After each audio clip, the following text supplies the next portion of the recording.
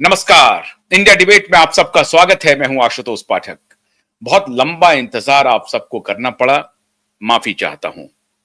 लेकिन इंतजार मैं नहीं करवा रहा था, इंतजार अदालत करवा रही थी। सुबह 11 बजे से ही हमारे सभी सूरमा अदालत में मौजूद थे। 55 नंबर पर हियरिंग लिस्ट थी और 55 नंबर के बाद लगातार हियरिंग चल रही थी। यकायक लगभग 2:30 पौने 3 बजे के 2 बजे के आसपास 2 बजे आकर के जब दो मैटर लगा हुआ था, उस वक्त लंच अनाउंस हो गया। मतलब तीसरे नंबर पर जब ये दिशा का केस था, उस वक्त लंच अनाउंस हो गया। इसका मतलब ये हो गया कि 1 घंटा और मुलतवी हो गया और 3 बजे फिर दोबारा कोर्ट बैठी और उसके बाद हियरिंग शुरू हुई। हियरिंग में क्या हुआ उसका इंतजार हम लोग कर रहे थे। 3:30 पौने 4 बजे के आसपास पूरी हियरिंग शायद खत्म हुई और अब सीधे सीधे नीलेश ओझा हमारे साथ जुड़ रहे हैं। बहुत बहुत स्वागत है। फर्स्ट हैंड इंफॉर्मेशन नीलेश जी की जुबानी ही सुनेंगे। बहुत बहुत स्वागत है नीलेश जी। हमारे बहुत सारे दर्शक इंतजार में बैठे थे, लगातार वेटिंग चल रहा था और मैसेज आ रहे थे और मैं इसी रूप में स्टूडियो में लगातार बैठा हूं।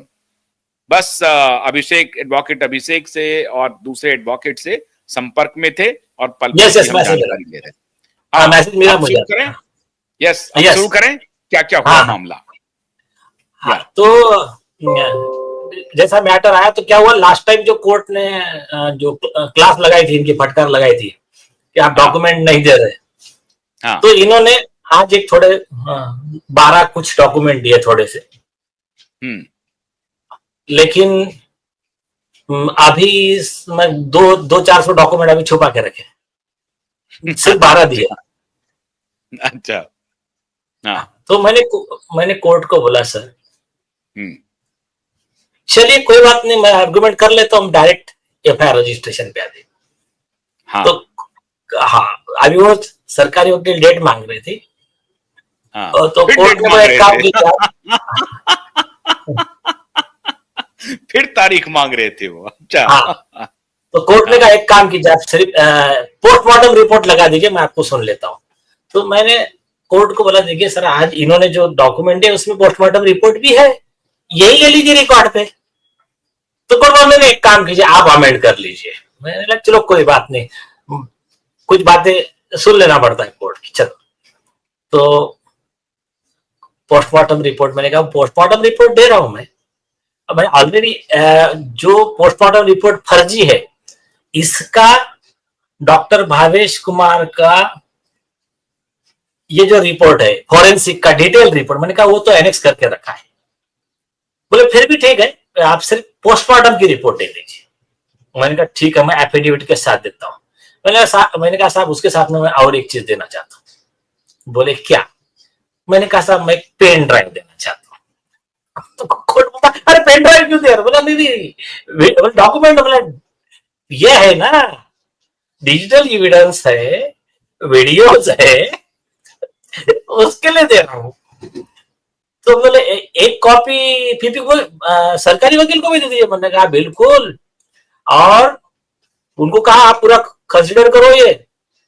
तो मैंने कहा साहब, ये अभी पहला इंस्टॉलमेंट है, ये थोड़ा पार्ट में दे रहा हूं और वो सहे, ये आए वो और ये इनके पूरे रिपोर्ट का झूठ उजागर करने के लिए इनके ही डिपार्टमेंट के लोग और इनके ही ऑफिस के रिकॉर्ड के बेस पे, और कुछ चीजें अभी मैं बता नहीं रहा हूं, उसके बेस पे ये पेन ड्राइव के साथ में एफिडेविट कल परसों मंडे पहुंच जाएगा। बन चुका है, सब रेडी है। 3 पेन ड्राइव बन चुके हैं, कोर्ट के लिए अलग, पीपी के लिए अलग। और हमने पहले से ही तैयारी करके रखा था, और अपने जो अधिकारी है उन्होंने जो देना था अभी के लिए जो जरूरी है, मतलब आदित्य ठाकरे के खिलाफ एफआईआर रजिस्टर करने के लिए जितना जरूरी है उतना सब अभी में पहुंच जाएगा कोर्ट में। ये मोटा मोटा आज का डेवलपमेंट। नहीं तो सीधे बात हो गई कि पहली बात तो एक जीत हो गई कि भाई ये डॉक्यूमेंट नहीं दे रहे हैं। तो इतने पेजेस के डॉक्यूमेंट है इनके पास। आखिर में दिशा के एक्सीडेंटल डेथ की इन्होंने इंक्वायरी की उसकी रिपोर्ट, उसके डॉक्यूमेंट इनको देने थे कि आपने क्या जांच किया। तो बहुत सारे कागजात होंगे, उसमें से 12 कागजात इन्होंने आपको दिए, और उस 12 कागजात में जो सबसे इंपॉर्टेंट था वो पोस्टमार्टम रिपोर्ट की बात। और आपने पोस्टमार्टम रिपोर्ट पर ही कहा कि ये लीजिए, पोस्टमार्टम रिपोर्ट के साथ हमारा ये पेन ड्राइव ले लीजिए, यही कहा ना आपने? नहीं नहीं, देने वाले, दिया नहीं है, अभी दे रहा हूं। पोस्टमार्टम रिपोर्ट दे रहा हूं और पेन ड्राइव भी दे रहा हूं। 1 वीक का टाइम दिया हमको। आपने 1 वीक का टाइम लिया? हमने नहीं, कोर्ट ने दिया। हम तो कल देने को तैयार थे, ऐसा कुछ नहीं। कोर्ट ने दिया। 1 वीक के अंदर आप रिकॉर्ड पे दीजिए और 2 वीक के बाद में हियरिंग होगी। अभी आप फाइनल हियरिंग होगी, सीधा फाइनल हियरिंग होगी? हाँ। फाइनल हियरिंग का क्या मतलब हुआ? फाइनल हियरिंग के बाद एफआईआर दर्ज होगा कि जेल जाएगा? हाँ, नहीं नहीं नहीं, अभी तो एफआईआर दर्ज का डायरेक्शन है। एफआईआर दर्ज करने के डायरेक्शन के ऊपर वो ये डॉक्यूमेंट की बात क्यों आई? या आपने जब उनको टेस्टिमनी देने की बात की तो आपने ये जब कहा होगा कि एफआईआर दर्ज क्यों नहीं कर रहा, तो उस पर क्या कहना था अदालत का? कोर्ट ने कहा बिल्कुल, आपका हम केस लॉ भी देख लेंगे, सुप्रीम कोर्ट का सब देख लेंगे, आप सिर्फ हमारे खातिर वो एक डॉक्यूमेंट आप रीडिंग में एक्स्ट्रा ऐड कर दीजिए। हमने कहा कर देते। चलो, अभी कुछ बातें क्या है, अभी अपने को बोलना ठीक नहीं है, मैटर बड़ा है, थोड़ा सा समझ लीजिए, आप जाने दीजिए, छोड़िए। हाँ, आप जरा सा डिटेल से बताइए। ये तो आपने समरी बता दिया फटाफट, आप पूरा डिटेल में बताइए कि कोर्ट में कैसे शुरू हुआ, कौन कौन एफआईआर थे, अपने तरफ से आप आर्ग्यू कर रहे थे, और भी आपके साथ वकील थे, उनके कौन कौन वकील थे, आदित्य ठाकरे के वकील आए कि नहीं, सीबीआई के वकील भी थे क्या आज, और मुंबई पुलिस की तरफ से शैलेंद्र नगरकर थे कि नहीं थे?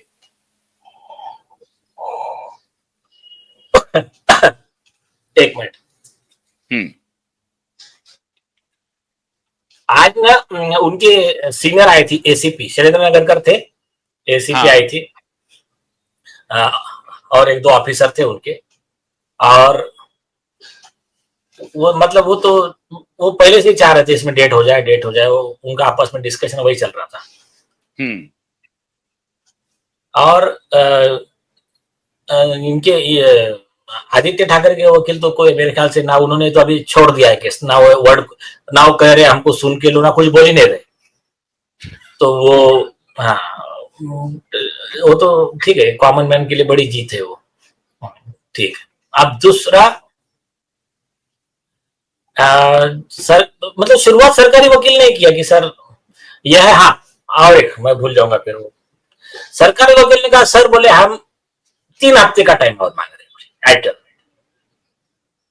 अच्छा, काय के लिए? डाउट था वो सीसीटीवी फुटेज वगैरह, वो हमने फिर से फोरेंसिक को भेजा है। मैंने कहा साहब, वो उनका सीसीटीवी, वो उनका फोरेंसिक, वो उनका पोस्टमार्टम, वो उनका 174 रिपोर्ट, इसको कोई लीगल वैल्यू नहीं है।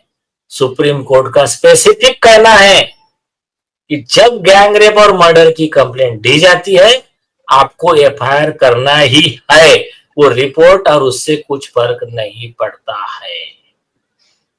तो ये पॉइंट आउट किया कोर्ट ने। कहा हाँ, आपका देखेंगे, वो केस लॉ भी देखेंगे, उस पर डिसीजन भी देंगे, सिर्फ आप पोस्टमार्टम की रिपोर्ट दे दो। हमने कहा ठीक है भाई। नहीं, लेकिन सवाल है कि जब पोस्टमार्टम की ये पुलिस ये कह रही है कि हमने केस क्लोज कर दिया, आपका आर्गुमेंट है कि केस क्लोज हुआ है एक्सीडेंटल डेथ रिपोर्ट का, और कंप्लेन आ गया है गैंगरेप और मर्डर का, तो आपका केस लॉ ये कह रहा है कि एफआईआर दर्ज करें, इंक्वायरी शुरू करें। तो कोर्ट इसमें क्यों आपको फिर कह रही है कि आप पोस्टमार्टम रिपोर्ट दे दीजिए? ठीक है, कोर्ट को देखना है, अभी जाने दीजिए। अभी मुझे यहाँ पर अभी जज के बारे में कुछ बोलना नहीं है, रहने दीजिए। चल रहा है एक स्टेप और चलने दीजिए। ज्यादा हम अगर डिससेटिस्फाइड हो गए तो मैंने हाँ कोर्ट को बोल दिया आज। मैंने कहा इनका जो जवाब है वो itself is contempt of supreme court है।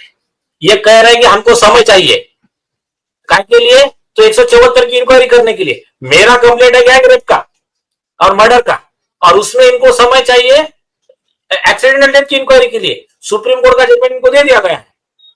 तो मैंने कहा साहब, उसके लिए कंटेम्प्ट का मैं सेपरेट पिटीशन हमारा क्लाइंट फाइल कर रहा है सुप्रीम कोर्ट में, अगेंस्ट द आयोग। तो वो बोल दिया कोर्ट को आज। कोर्ट ने बोला ठीक है,